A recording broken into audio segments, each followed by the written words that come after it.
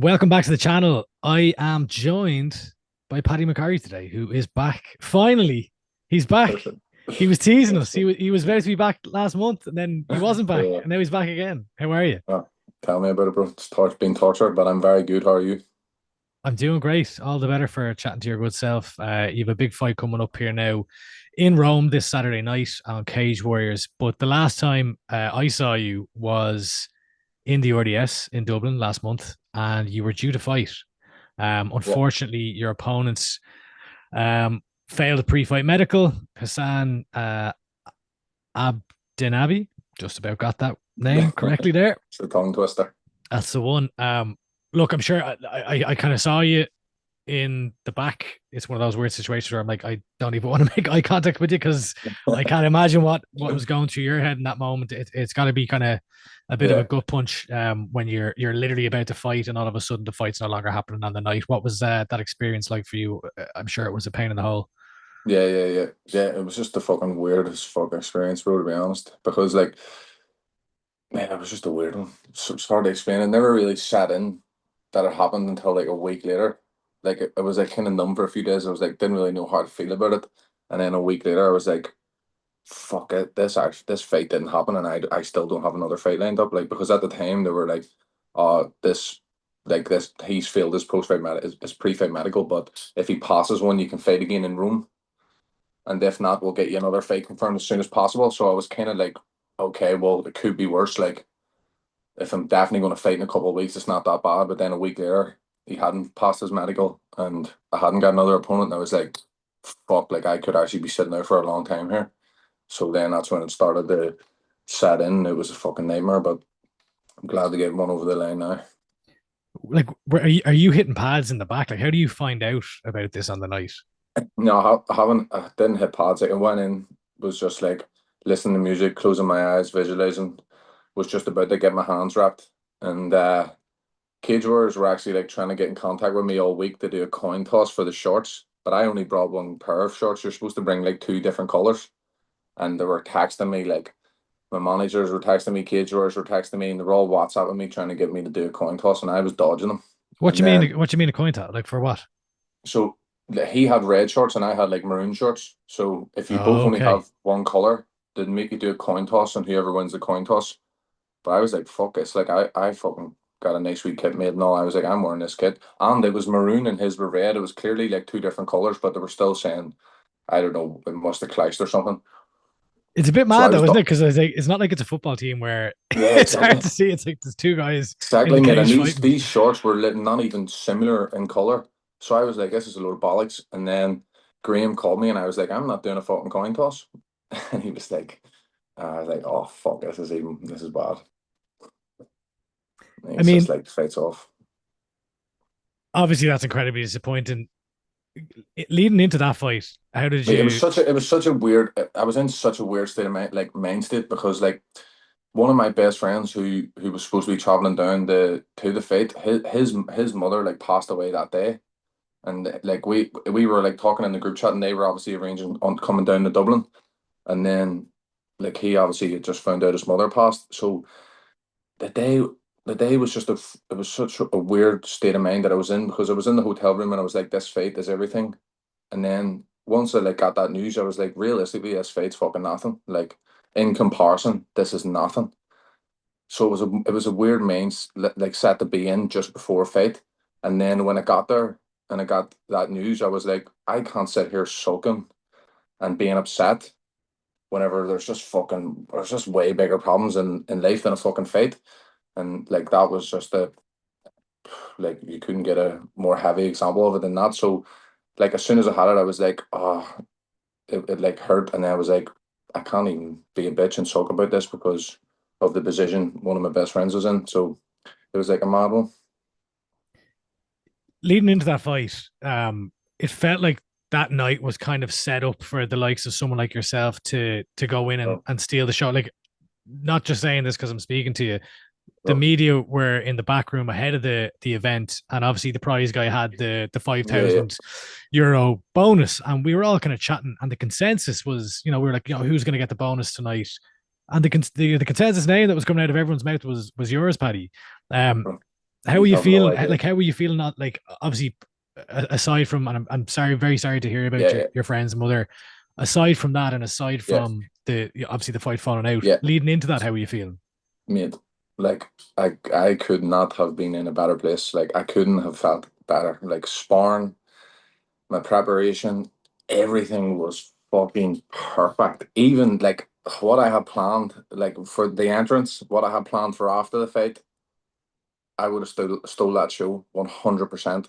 Like I knew that that show was stacked from top to bottom of the best prospects in this country and the future of MMA in this country.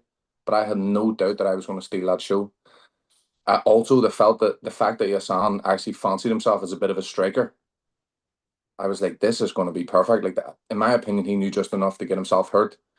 Like he wasn't going to come and try and grab me. He fancied himself a bit on the feet. And I was like, this is when I'm really going to get to show the level that I'm at. And the preparation, like months on months on months on end. Like in January, I asked Cage Warriors to fight in the room card that was in March because I was training like fuck over Christmas.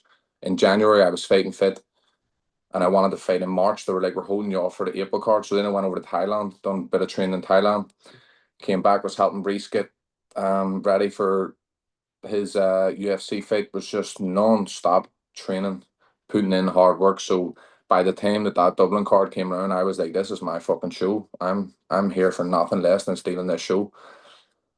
So it was hard. It felt like it was meant to be. I felt the exact same. It like coming out like the week the entrance and all that I have planned. I was like this. It all just felt too perfect, almost too perfect. But it just wasn't meant to be, bro. So fuck it. The fight was not meant to be. In the end, you mentioned you things planned for your walkout, things Yeah, planned for yeah, after. We've seen you celebrate in the cage after in a very particular way, and after I heard the news and Graham Boylan told us that the fight was off and why it was off. The next, I suppose, time that I saw you was online and with your opponent or non-opponent now, Hassan yeah, yeah. Abdinami. What was that? A cigarette you were sharing or something? Was it? Yeah, yeah, yeah. I think he was smoking a bit of CBD or something. But How no, do he you had end up actually like asked me out the back. We were both fucking kind of sulking, and he was apologizing. Obviously, it wasn't his fault, you know. That I was looking at it as in I could be in a worse position. He might not be able to fight again. It wasn't me who filled the medical; it was him. I can just regroup and go again, where he may not ever get that opportunity to fight again. And he was saying to me, "Oh, I always see you rolling the spliffs and all." And, if you're able to get some, I would really appreciate it tonight. But legal, of course. yeah, yeah, yeah, but a bit of CBD. But and uh, I actually had a spliff. Like my plan was to spark him, get on the cage, and smoke a spliff. So I had like a pre roll in a wee tub with a lighter and an elastic band around it, and it was ready to go. So I didn't want to say to him like I actually have one in my pocket because like I was like, oh, I'll see what I can do. I'll see what I can do, and then when I was like out the front, I seen it. I was like, okay, I'm gonna go out the front and smoke one here. So I went out with his coaches and we had a like a nice wee yarn, and it's mad because like you have so much similarities with these people you're fighting. Like I'm talking to him, listening to his story. He's telling me about like he just had a child like a year ago, and he was asking his missus like saying that he wanted to give it one more shot, and she was like, "Well, if you're giving it one more shot, you have to be all in." And he's had a nutritionist for so many months, and he's obviously made the cut the middleweight, which I knew. Like I was like, if he's fighting competing at light heavyweight his whole life, and now in his 30s he's cutting the middleweight. It's not for the fucking fun of it. Like he's obviously really trying to make a real run at this sport. He's obviously taking it super serious. He came in phenomenal shape. He was definitely there to win. And it's just funny because I was just so certain that I I would have blew his head off. Like, but then just sitting chatting to him at the front, I'm like, we are so similar because we were both all in. You know what I mean? For him, it was his like last chance. He's in his 30s, just having kids now. It's like if he loses that fight, where does he go from there? But if he wins that fight, it opens up his whole world. You know what I mean? There's so much opportunities if he came on the Cage Wars and beat me. So I'm sure he was certain that he was going to smoke me as well. So we were just having a chat with him and his coaches, and he was telling me about how his preparation went, and I was just laughing and telling him how well mine went, and we both were in agreement that it was going to be a fucking great fight. It was it would have been a great clash of styles, and I do think like it would have been a really fan friendly fight, you know. So we just had a conversation at the front with him and a couple of his coaches, and I was like, he's actually a sound cunt, you know what I mean? And like although before these fights, you like get yourself in the like a mindset where this cunt's coming for everything that you're working for. Like he's coming to take my dreams away, and you're looking at him in a certain way. Like when it's all said and done, like you're more similar to these guys than fucking anyone else because they're just chasing the same dream as you are. That's amazing, Paddy. I mean, it's a ruthless sport where unfortunately you have to kind of go in and scupper someone else's dreams, and that's Yeah. the unfortunate reality. But also, I suppose that it's the excitement of it, why people get invested so much in people and their stories. I couldn't help but think as well as I took a trip up to the SSE arena a couple of weeks later that on a night like that in Belfast, like one of the best nights that I've witnessed in person covering the sport in Ireland. I wasn't there, Yeah. in the earlier days at UFC Dublin and all that, but I Yeah. couldn't help but think that Paddy McCorry would have added, even though as special as the night was. And I Yeah. know you're a Cage Warriors fighter, obviously, but Yeah. Paddy Yeah. McCorry could have added an extra flair of special to that night in Belfast. I saw you Yeah. you were up there supporting your teammate Paul, of course. Yeah. What was that night like for you? It was phenomenal, mate, to be honest. Like it was one of the very few times where I've been at an event and just did not touch my phone and just soaked it all in, especially like Paul's fight, Paul's walkout. Like I can't recall many atmospheres that I've ever felt like that. And it was the same in Dubai, to be honest. I went to Dubai and I wasn't expecting much because it's like, like it's a much quieter like country and all, and I wasn't expecting much atmosphere, but the atmosphere for him in that Usman fight, it was huge. Like, I've never been to a UFC event, but I'd imagine that's how it felt like them and coming through the crowd, the big spotlight on them, like it was unbelievable. One of the best atmospheres I've ever seen, and then Belfast just blew out of the water. Like Paul is a fucking superstar, but 100% like watching the undercard and stuff and just being there, I was like, oh, I don't know. I don't know. It was a mad one because I was so happy for Paul, and Paul has worked so fucking hard, and like Paul completely deserves nights like that. It's like nothing to do. Like I wasn't like, oh, I wish I was in Paul's position, but I would have loved to been a part of the card. Like I would have been a privilege to be on his undercard in the SSE. Like I've been on his undercard before, and we've had great nights and shared cards together before. It would have been a privilege to do that in the SSE because everyone in the north dreams of fighting in the SSE. Like I was supposed to fight there in Cage Warriors before. There was a pull out like a week before that, never got it. And then the next time I'm there, all my teammates are just shining, putting on a show. And I'm like, I don't know. I'm like, fuck me. I hope like one day my time comes, I mean, like, how can you not be inspired? Like, Yeah. a guy from Dublin who is doing nothing but pushing buttons on a phone, I was inspired. So I can't even imagine what Mate, a guy like you absolutely was unbelievable. Like watching your teammate. mate, it was electric. It felt like the darts after, like when everyone's just fucking throwing Yeah. drink and popcorn and going crazy. Like, I felt like I was at the darts. I was just looking around, being like, "This is unbelievable." That from the walkout, like at the walkout, or like atmosphere doesn't get better in this. Then his performance, and then his like promo he cut after, and you're just like, just an absolute home run. Like, and no one deserves it more, mate. Like, no one works harder than Paul Hughes, to be honest. Like no one works harder than him, mate. Like he will be the best fighter in the world, one of the best fighters in the world, whatever way you want to put it. Like I see, like for myself, I don't know if I could be the best fighter in the world. Like there's a lot of people making money from this game, and I know what I would smoke them. They're making a good living from this game. I know I would smoke them. There's a lot of people in the top end of the UFC middleweights, and I believe I caught the head of them.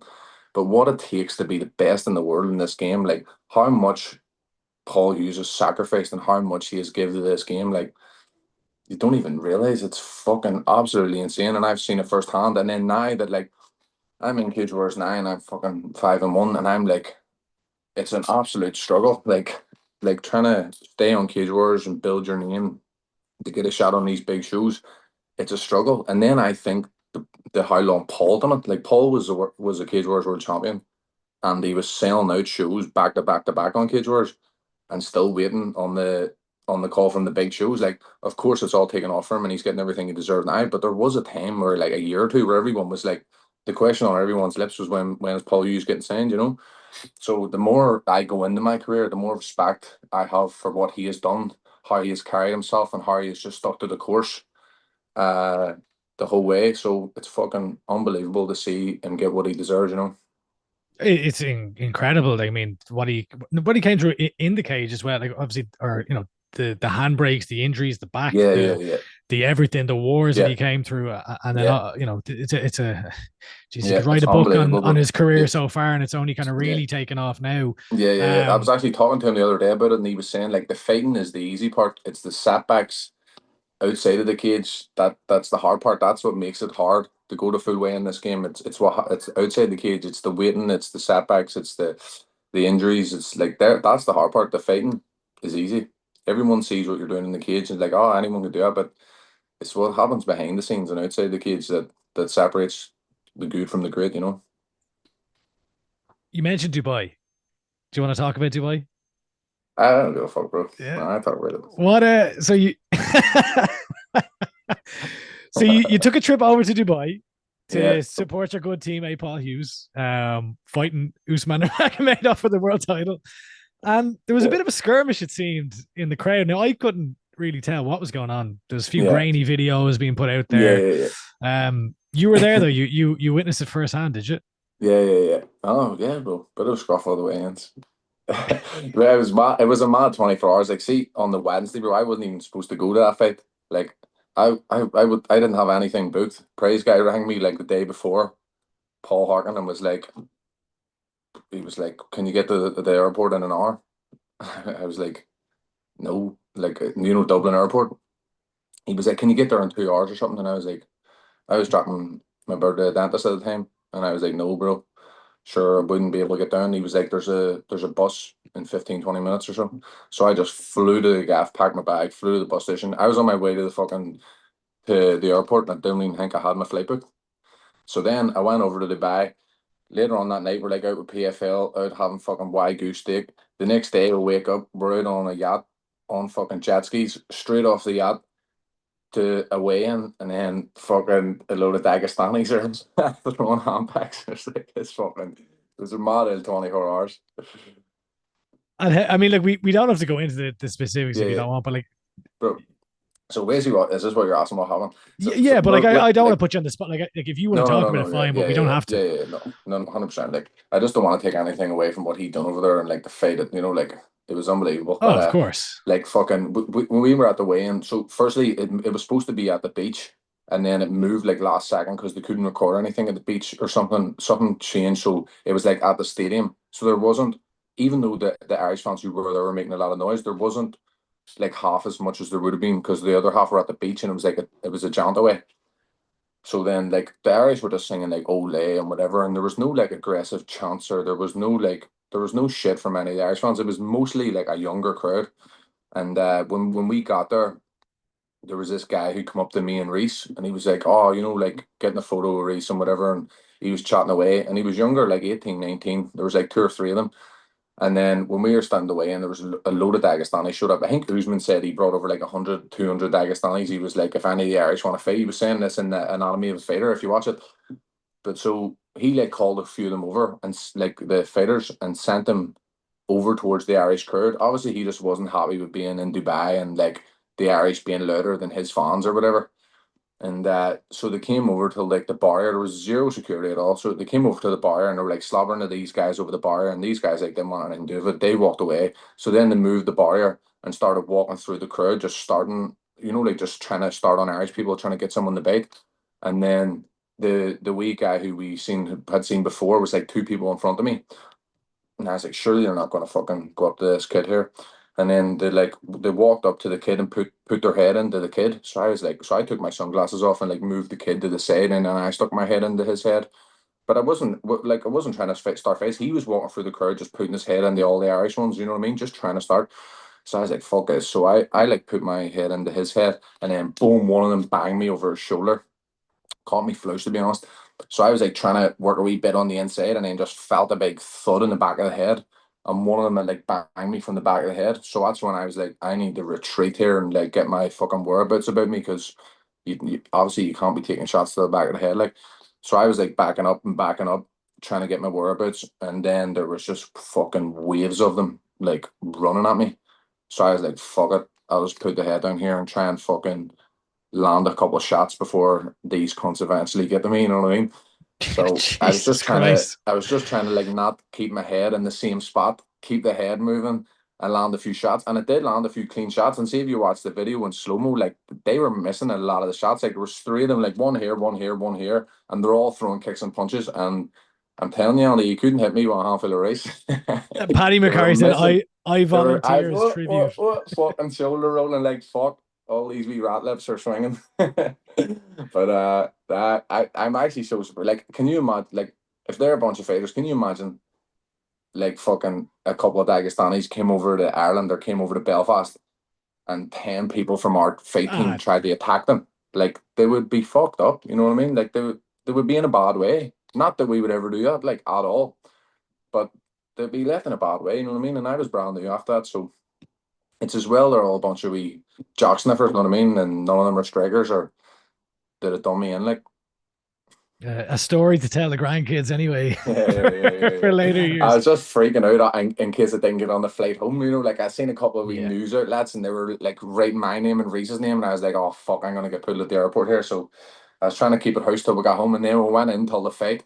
Everywhere I was looking, there was people like pointing me out, and I was like, this is going to end bad here. Like if Paul had won that fight, it would have been fucking insane. Like there was just so many of them, like, and they were all just there to fight. Like, Well, I'm glad you made it out alive from from Dubai.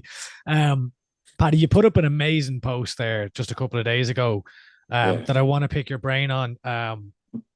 You essentially put up this post, for anyone who hasn't seen it, go onto Paddy's Instagram page. I'm not going to, read it out yeah, word yeah, for word, but it was about yeah, a friend that you'd met yeah, at a yeah, time in your life and the experience, I suppose, that you've gained yeah, yeah, from that. So tell me about this friend Hammy. You met him you said you met him in a jail cell in yeah, Spain. yeah, yeah, yeah, I yeah, guess yeah. that's a Like, good and place to start. yeah, yeah, yeah, yeah, yeah. Like I've never met him before, but like, and then like, Well, I I suppose was like, what were you doing in a jail cell in Spain?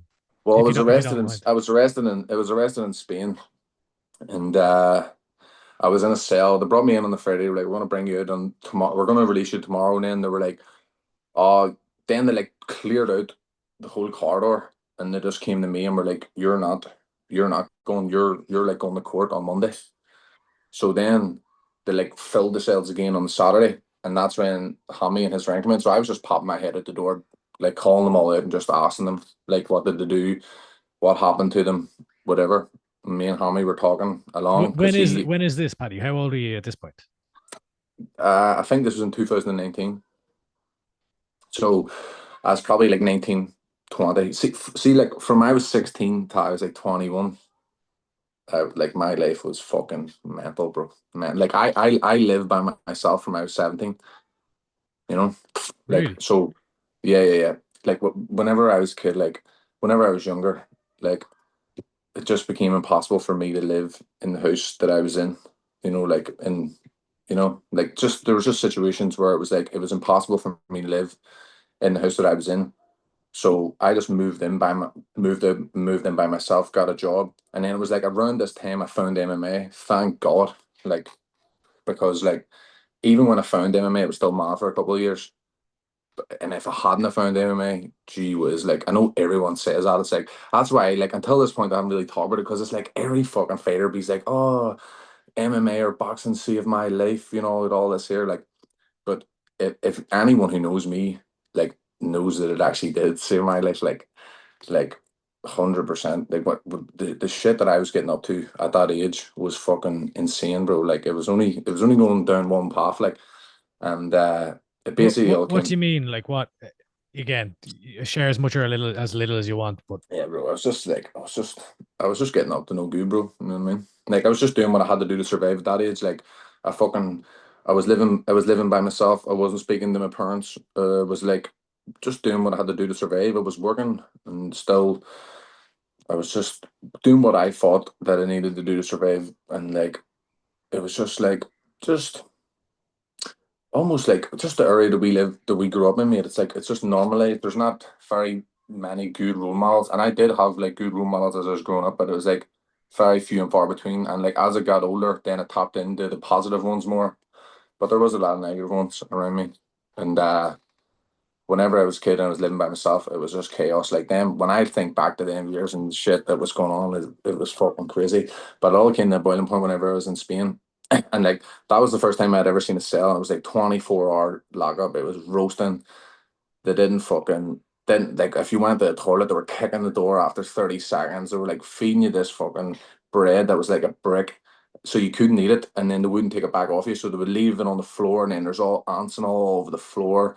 It was like no sunlight for 4 days. It was just thinking back, it was just exactly what I needed, to be honest. But at the time I was like, my life is over. And even like there was so much small details, and if they had went the other way, I would probably still be in Spain now. Like I would still be in a fucking cell now. Like so, like there was just so much like we small details where I'm like, if that had went the other way, it was almost like it was meant to be, like just to get that lesson without it actually destroying my life. But it could not have been closer to destroying my life. You know what I mean? So when I came home and I was dwelling on how close it was, I was like fuck me, I can't be like living this life. Like See, it just see, wasn't for me. Like, you were looking at like prison time, were you? yeah, Or yeah, yeah, yeah. Like definitely, bro. Like a long, like it would have, like I would have got a long time, 100%. Like there's just some things like, for example, like every single person who got arrested and who came in, like even there was just like some people were just doing like petty stuff, and every one of them got their hotel room searched, and like they were going in and hitting their hotel rooms. If they had went in and got and hit my hotel room, I would still be there. But there was like a shift change, and like I was in the back of the police car in handcuffs, and they were driving me to my hotel, and then there was a shift change, and they pulled off the motorway. I went back to the police station, and they were like changing over shifts, so they never went to my hotel. But we were 5 minutes from my hotel, and if we did, I would still be there, 100%. Like because they didn't, and it still was bad. Like what were you arrested for? just stupid shit. But to be honest, I don't really want to get into. Like it was just stupid shit when I was a kid. But yeah, like if I had went in that hotel room, bro, it would have just been so bad. Because it still ended up bad. I still ended up with like a charge for it and all. Like, but it could have been way, way, way worse. But And are yeah, you so over in Spain on like a holiday when this is happening, or yeah, yeah, had you yeah. moved Well, over there? I'm over in Ibiza. Okay, okay. So I'm over in Ibiza with the boys on a holiday, and then we're like coming out of somewhere, and they just grab me out of everyone. Uh, but there's just loads of mad things. Like you'll probably see someone Sean McComb writing underneath it about a white Corsa. So we were all out, and then like I wasn't really drinking, and then we drove up in this white Corsa, and there was a couple of us, but they were driving the Corsa. It wasn't mine. It was Sean McComb. He actually had it rented out, and then we were leaving the place, and they were like, "Oh, they were all drinking," and we're like, "Oh, I'm not gonna drive it." And I was like, "I'm sober. I'll drive it." So they gave me the keys, and there was like a couple of fellas, a couple of birds, and we were going to drive this Corsa back into San Antonio. And like whenever I got out of the cells, I went and found this Corsa and drove it back. And as I was driving it back, the tires were that baldy that it was sliding across the road, and I was driving slow as fuck, and it was sliding across the road because of how baldy the tires were from how they were driving it. So if I had went back and there was a group of us in that car and I was driving it, God knows what would have happened. Like because obviously I wouldn't have been driving it back as sensible as I drove it back after a couple of days in the cells, and it was sliding all over the place. So if I had actually got to that car and tried to drive everyone back, I probably would have fucking killed everyone in it anyway. You know what I mean? So that's another thing where I'm like, thank God that no one was in that car with me, because I was literally going round roundabouts and it was sliding across lanes, and I was taking it easy. Like it was just on a Monday afternoon, as I said. Uh, and then like whenever I like went to court on the Monday, there was like a translator there, and she kind of like saved me, like because she was like, they're gonna come in and they're gonna. She wasn't my sister; she was just a translator, and she like said a couple of things and gave me a couple of tips, and I'm like, thank the Lord that she was there, because again, that was another thing that would have just went against me if I didn't get to chat to her. So there was just a couple of wee things that basically like I got through by the skin of my teeth, and after I was like, I'm not going to get that lucky next time, so I can't keep living this life. You know what I mean? And It so was like this, still. Go ahead. no, I was just gonna say, so it sounds like this was a kind of like pivotal, like from your post. this bro. led to a Yeah, kind yeah, of yeah. like Yeah, coming it to, I don't completely know, did, coming bro. to Like, Jesus, not coming to Jesus, but you know what I mean? Like a kind of, no, no, no. It was just there was just so much things that I felt like this moment was meant to be, bro. And like when I came back, I was like, I just cannot keep living this life, like because I'm not going to get so lucky this time. And then just being in a cell 24 hours a day for 4 days, I was like, that is not for me. Like I am not cut out for that. Like so, I was like, I need to go back. There needs to be a change. Came back. A couple of my mates were like, "Fuck, we'll move to Australia, try and just work like fucking Australia, get up enough money to buy a house." Was over in Australia.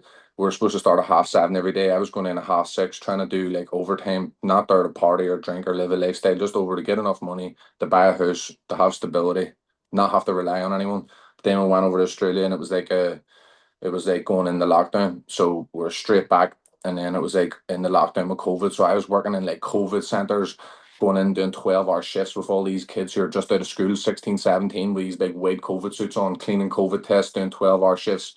Then I went from there to doing like security jobs that was like night shifts, like 3 in the day to 3 in the morning for 2 days, and then 3 in the morning to 3 in the day for 2 days, trying to get 2 sessions in around it.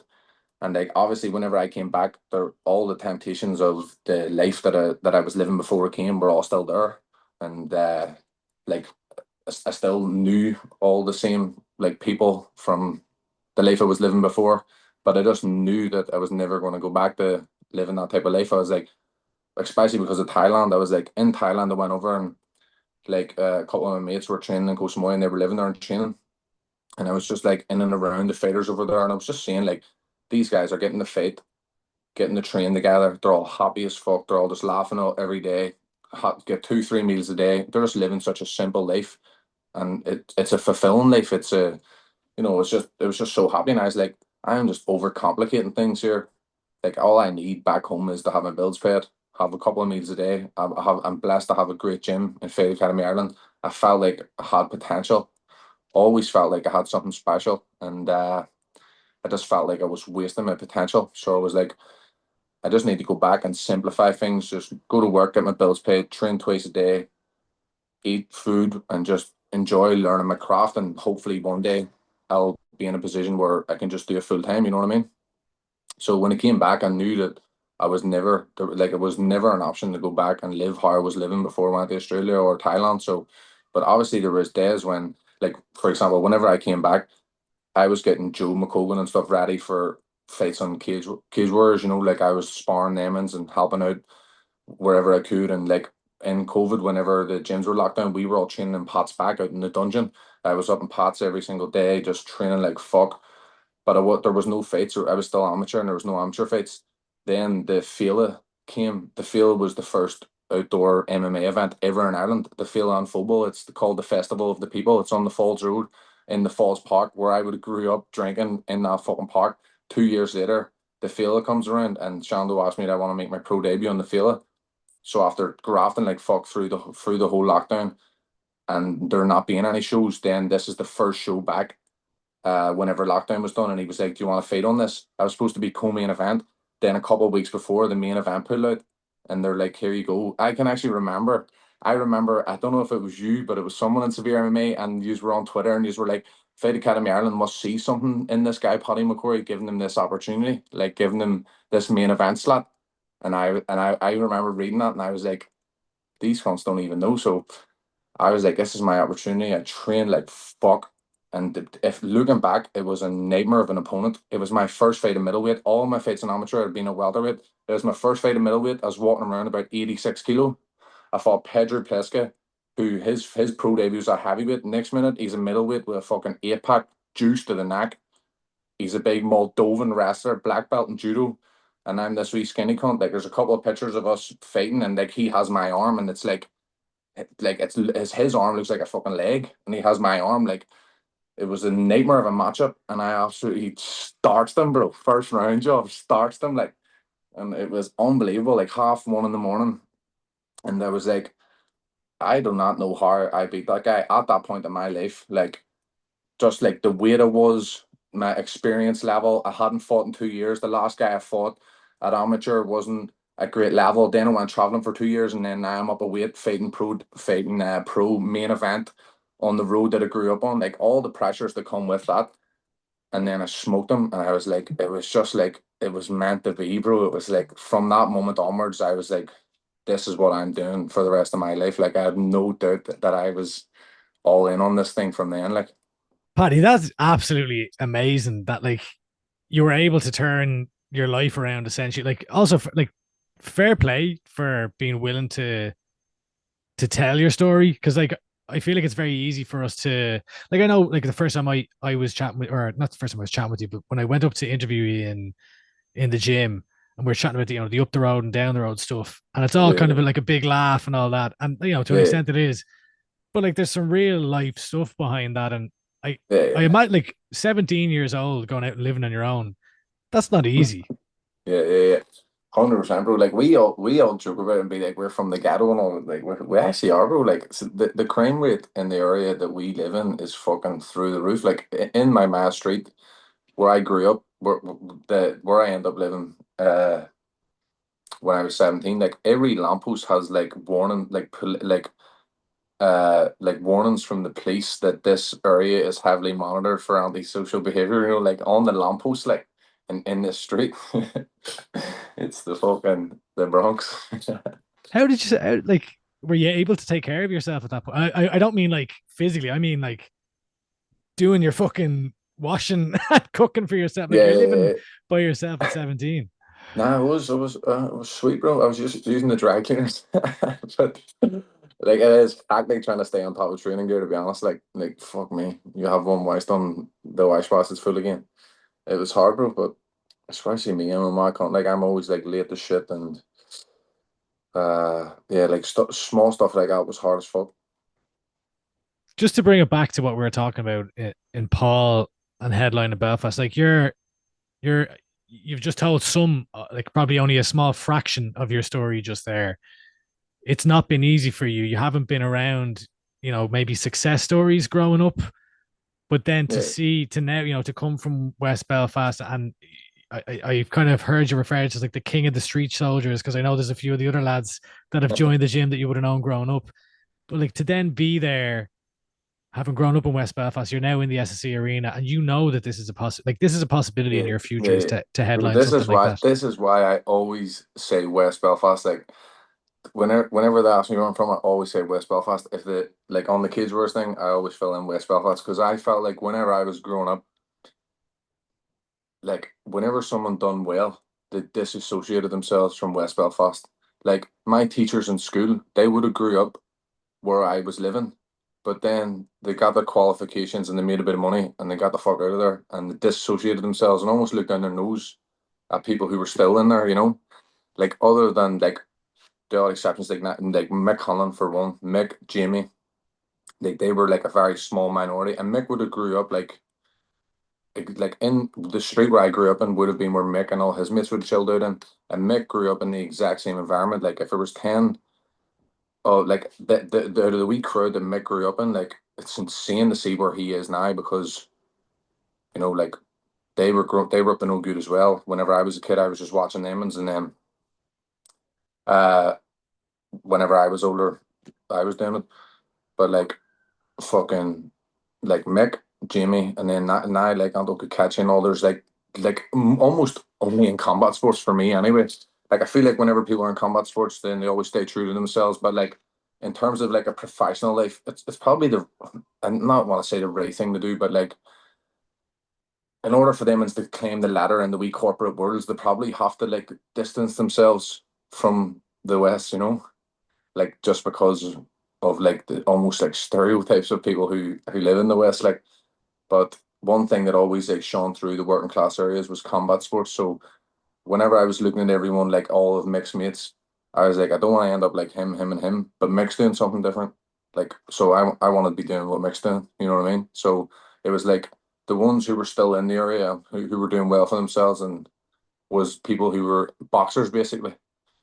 Then obviously as I got older now there's like MMA is getting bigger, but it would have been just boxers back then. So I was always like, right, well, that's another option for me to take. Like it doesn't just have to be like this these roads, like because the only people you were seeing with the nice clothes, with the nice cars, were people who were like down the wrong path basically, other than the boxers. So I was like, right, well, then I'll fight them because I want them nice things, but I don't really want to go down that path. But then whenever I was older and then you're having to fend for yourself whenever you're fucking 17, then you're like, then I nearly did slip into it. Like, I did slip into it for a couple of years, but just thankfully I got the right wake up calls whenever I needed them and was able to pull it around. And just thank God for finding Fight Academy Ireland. They like understood me and always like supported me, always welcomed me with open arms. Like Pat, Shando, Donard as well before I went up the Fight Academy. Like these were people who were like showing belief in me, like and like trying to guide me down the right path. And only like now, when I'm older, I realized that like even when I boxed for St. John Bosco, like John Conlon, Jamie Mick, like they would have just showed belief in me. Like Jamie, when I was a kid, took me like he used to train in John Breen's gym, which is like a professional boxing gym in the town. And he like took me down and around that boxing gym when he was in training one day to like do a bit of training with him and watch him sparring. And I never really realized what he was doing for me at that time. But now when I'm older, I'm like, like he was proper trying to guide me and like help me there, like He's showing you and that there's an alternative. There's yeah, another yeah, way yeah, to live your life yeah, rather than yeah, the yeah. wrong, not Now that I'm the wrong way, older, but like the. yeah, yeah. It's easy to Now that say I'm it's the wrong older, I way when really you're appreciate not it. in that position. Like Yeah, yeah, yeah, 100%, bro, 100%. Like it's like it's easy to say right from wrong in hindsight, but when you're in amongst it, it's like it seems like the only way. Sometimes. well, look, Paddy, I would love to sit here and talk for another fucking 3 hours with you about this, and Yes, thank brother. you for sharing that. But I feel like we got to move on. I've already we're already on the Yeah, yeah. second. My free Zoom account already expired, so we're on we're on our second go here to peel back the curtain. But Talking bollocks, bro. let's talk. I mean, listen, you have turned your life around. You know what is achievable, what is possible through. At the end of the day, while Paul has an absolutely incredible skill set and incredible mindset, and those are absolutely factors in what has brought him to that level.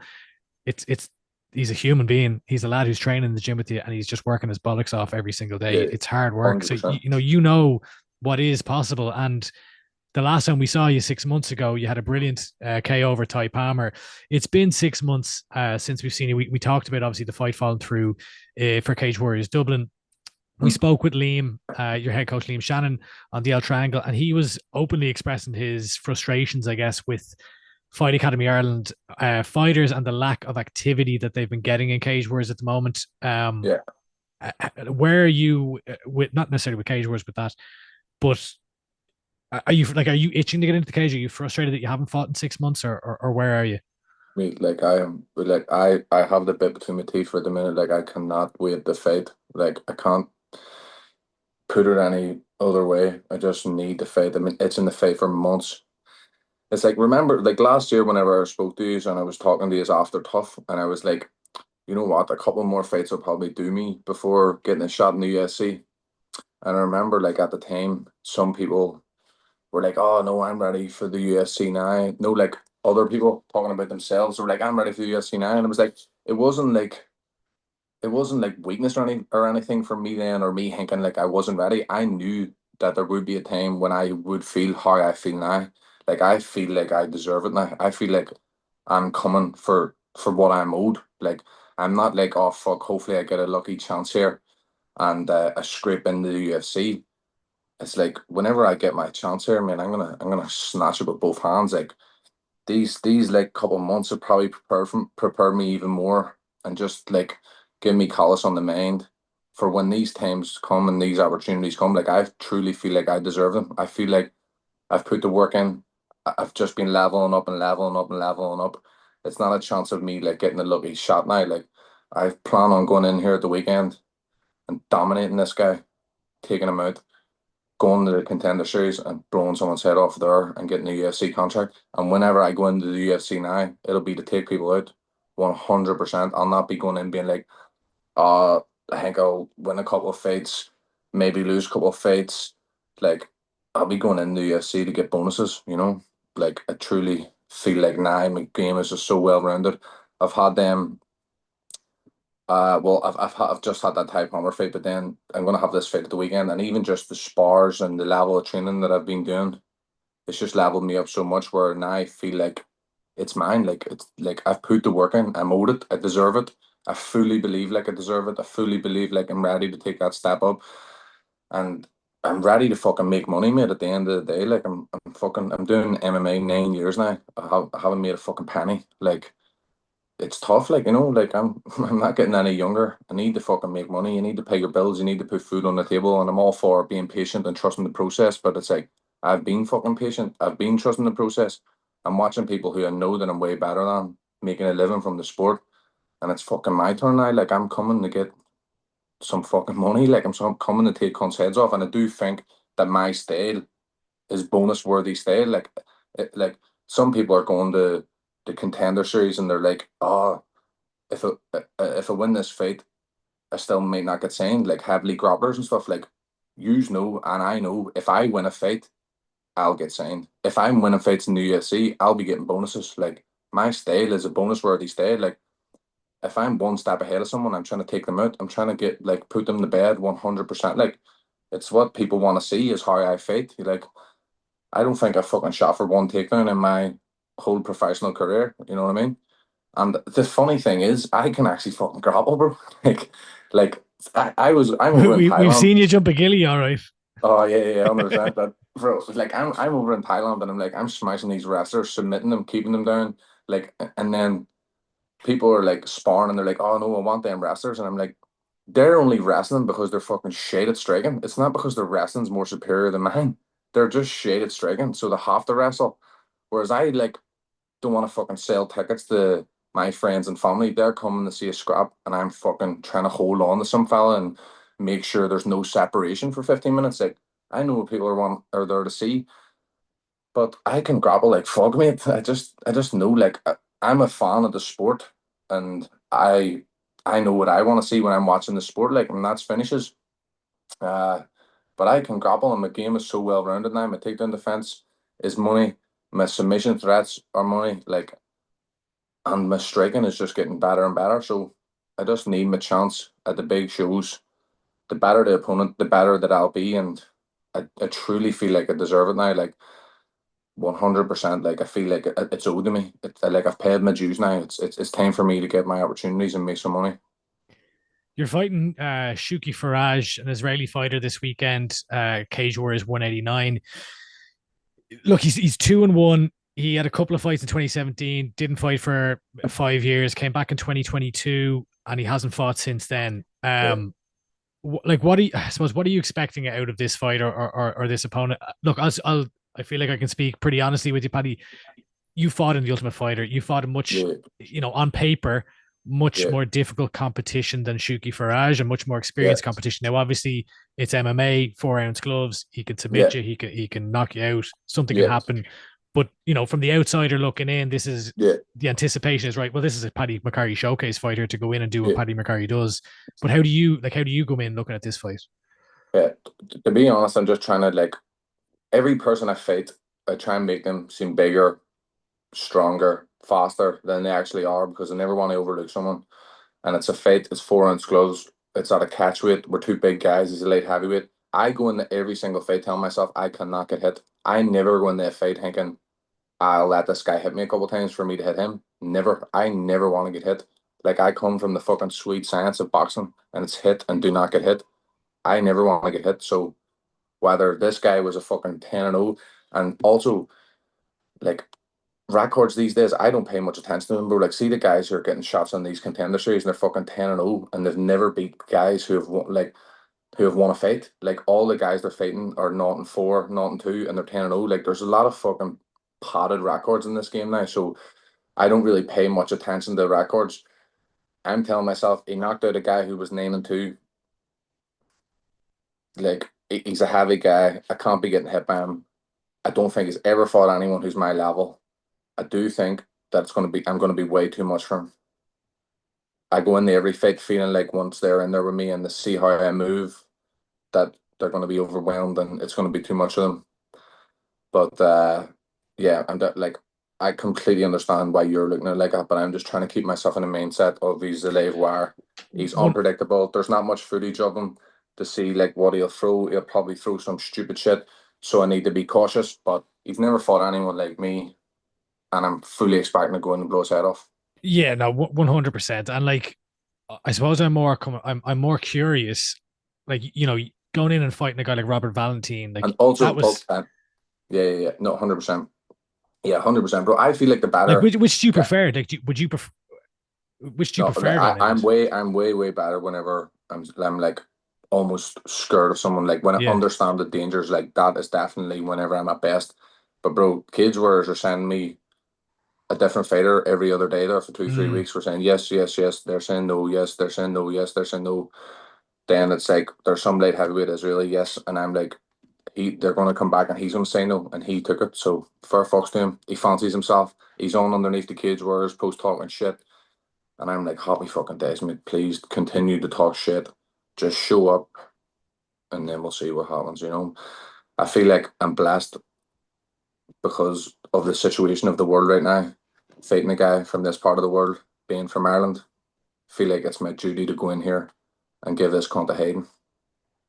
I have a feeling I have an idea of who will be singing or rapping you out come fight night in Rome. Some kneecap maybe. We'll see, bro. We'll see. Yeah, we'll see. The other thing that Liam spoke to us about was, look, we've talked to you about the Cage Warriors title. Liam believes, or he said to us, that it doesn't hold the weight that it once did. Yeah, It's no longer the golden ticket to the UFC, and yeah, to be fair, he's correct. It's yeah, not. There's no guarantee anymore. yeah. Um, where is your head with that? He also Yeah. mentioned that a lot of the contracts for FAI guys are up come around October But time. I don't even think I'm in a contract with Cage Warriors, bro. To be honest, like I haven't signed another contract from my first contract, which was for like 18 months, so it was a long time ago. But bro, to be honest, whenever I got in this sport, it was initially I wanted to fight in Cage Warriors. Joe McCogan, Paul, Kale, Carl, they were all fighting in Cage Warriors. I'm like, fuck me. Imagine I got to fight in Cage Warriors one day and I got to fight in them yellow gloves. Because like, see, people work different. It's not like a one size fits all approach. See, when I was a boxer, when I first started boxing when I was a kid. I left for a couple of years, then I joined back. I hadn't even had a fight yet. I'm like, who's the best in the country? I'm comparing myself to this guy and the best in the country. How many years is it going to take me to get to be better than this guy? And it was like almost a bit overwhelming and a bit like it's not realistic. Like I was fucking 12 and 13 raving myself off already when like you have your whole life ahead of you. So I never wanted to do that with MMA. Whenever I was amateur, I was thinking, fuck, it'd be unbelievable if I just won an amateur belt. Won an amateur belt. Imagine I could get Cage Warriors gloves.